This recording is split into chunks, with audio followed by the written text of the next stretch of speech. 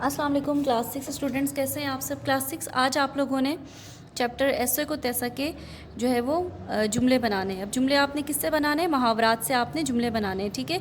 आपकी बुक में page number 25 पे बुक की जो एक्सरसाइज है उसमें सवाल नंबर 2 है, मुंदरजा ज़ेल अल्फाज और मुहावरात को अपने जुमलों में इस्तेमाल करें। सुलह सफ़ाई यानी कि लड़ाई झगड़ा ना करना, मिलजुल कर रहना, ठीक है। तवील अलालत, तवील कहते हैं लंबी, अलालत कहते हैं बीमारी को। तवील अलालत लंबी बीमारी।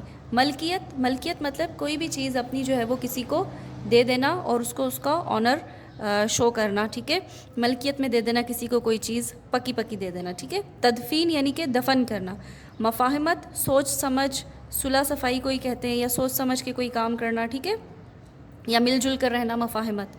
भेद खुलना, राज खुलना, किसी का राज खुलना। सुनी अनसुनी करना, कोई बात सुन कर भी उस पर तवज्जो ना देना, उसका मतलब है सुनी अनसुनी करना। बातों में आना, बातों में आना किसी के बहकावे में आ जाना, यानी किसी के बहकावे में अगर आप आ जाएं तो उसका होता है बातों में आना। अच्छा, अब इधर देखें नीचे सवाल नंबर 3 है आपका, अल्फाज के मुतज़ाद।